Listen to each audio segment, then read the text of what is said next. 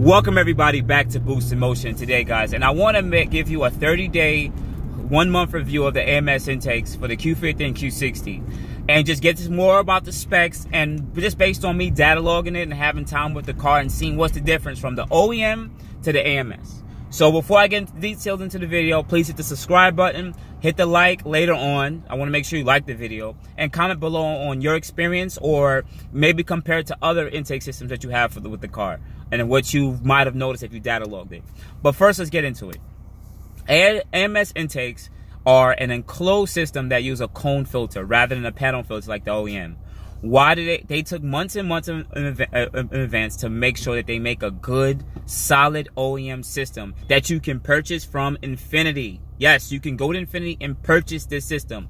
Now, at about $500, it is probably the most expensive intake system for the Q50 Q60. I believe Pro something else is like a little bit more, but let's just not talk about that one because there's not much real data log behind it. But this OEM system works very well. From different dynos, from other people who took their time out to look into it and see how good and efficient they are, what they realized is that the turbos repeat. Oh, come on. Yes, I live in Brooklyn.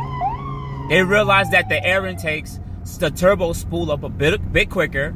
You can have higher boost targets, which is another pretty cool thing. And it holds the amount of boost a lot longer through the RPM range. The reason being is it has that Venturi effect. Some of you guys are into physics, so correct me if I'm wrong. Venturi effect might just only be with fluid, but with air it still exists too. So the suction from the turbines is just a little bit easier, and it can pull in the air without so much of a drag. Okay, so AMS does a great job at that. Now, get to my personal opinion on my experience it has been. I live in Brooklyn, New York. We've definitely been going to the more colder season, but right around the same temperature range when I changed them out. And what I realized is I hit my boost targets a little lower in the RPM. Usually my max boost targets will be about 5,000 RPM, 4,500 to 5,000, and then it would always taper off. What I realized with this, when I put the AMS intakes in, I would actually hit my highest boost targets a little lower in the RPM, and it'll hold out for a longer range. So now I started hitting boost targets at about 4,500 to 4,000, about 4,000 to 4,500, which is pretty freaking cool. And it holds out a little bit higher to right around 5,500. Now, why is this important? Well, you want the most amount of PSI hitting for the longest amount because it puts down the most wheel horsepower. Also, by doing certain specific data logs, I also realized that still pulling the same AFRs. You're right around 11 AFRs. Some of you guys are gonna ask me, what are AFRs? That's air fuel ratio. So anything below 14, 14 is the perfect air fuel ratio for pretty much a pretty good burn, right? Come on, come on. What are you guys doing? Dude, what are you doing? Sorry, guys. So, 14 is pretty much the perfect air fuel ratio. Anything below that from 13 to 12 is more of a rich mixture, and anything above that is a lean mixture. So right around 11 to 12 is more of a rich mixture, which is very important. You don't want a 14 mixture because your exhaust temperatures will be really high. So I just want to give you guys some of that information. But let me continue. So knowing that I'm hitting my boost targets a bit lower, it's holding its boost a bit longer. Also comparing the IATs. IATs is ambient temperature from outside. Pretty much what the temperature amount of air is sucking in through the air intakes. And what I realized, what I also realized through that is it's depending on if you're in stop and go traffic or if you're in excuse me, guys.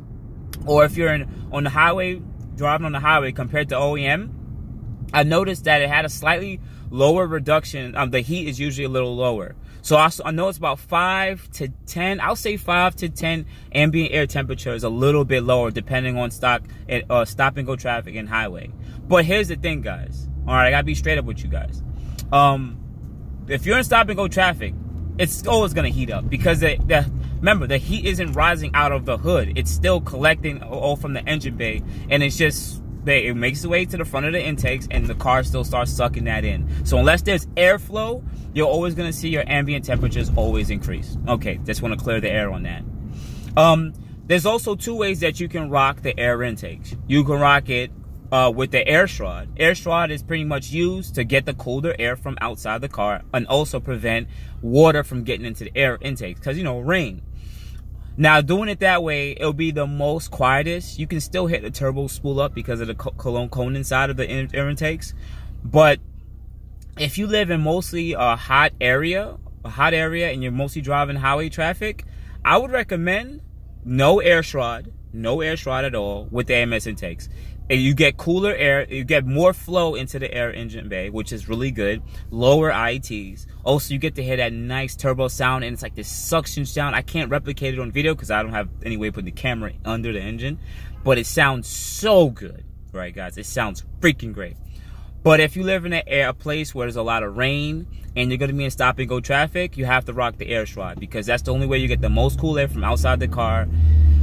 And you don't want any rain or water to get into the air intakes. So all in all, knowing that this is a $500 mod, should this be your first mod?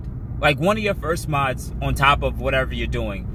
Guys, I'm on the fence about this because it is a $500 modification. And what I realize is a lot of people like to buy parts that either change the sound of the car, like an AXLEBACK or exhaust, or blow-off valves, or you know, you just want to hit a turbo or intakes. I necessarily am on the fence about this.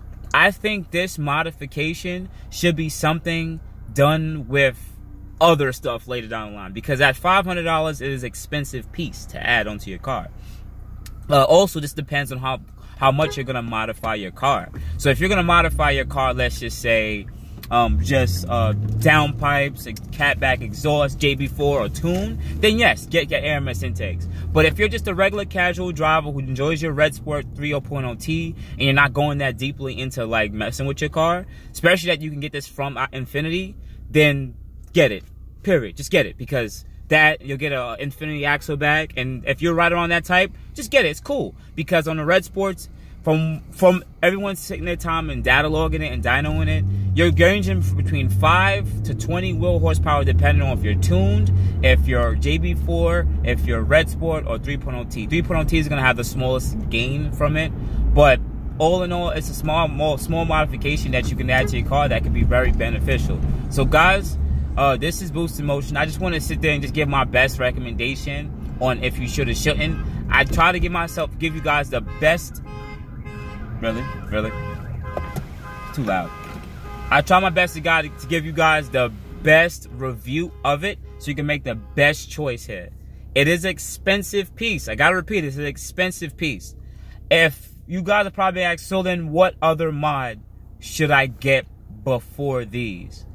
And to be honest, from what I've done to the car already, this was probably the longest install for anything, but it's also one of my first real modifications in performance next to the JB4. So all in all, I still chose the easiest of the mods to install, but the mod that would probably yield the most performance is lower downpipes for this car. That is going to yield the most performance. But it's going to be, the difficulty level is going to be a little bit longer, and if you're not a street mechanic, or if you don't want to throw another $200 to $300 to installation costs for downpipes, knowing that how it's going to sound, if it's going to affect you in check engine way. And also on top of that, with the lower downpipes thing, some people say, AMS says you can install lower downpipes without adding a tune. I'm very subjective to that. I think you should, you can install it, but depending on where your climate is and what state you live in regulation rules, I still sit there and think, if you're gonna do lower downpipes, you should at least have a JB4, or at least get a tune, because you're gonna get the most performance that way, because you can adjust the amount of boost pressure. Just throwing it on a stock Red Sport or 3.0T and just leaving it as that, throwing on those cars that think that it would just be a waste. You should always add something onto that. But otherwise than that, I don't want to ramble on. Guys, if you have any questions or anything you want to just ask me or know about the video, just comment below. There might be something I missed. Have a discussion in the comments. But I appreciate you guys very much. If you made it to this part of the video and you're new, hit the subscribe button with that bell. And if you did like the video, hopefully you liked it earlier, hit the like button. If you dislike it, I appreciate it. It's all fine. It's okay. Thank you guys. This is Boost in Motion. You can also catch me on Instagram at Boost in Motion and Boost in Motion on Facebook. All right, guys. You guys have a safe and beautiful day, afternoon, and night. Signing out.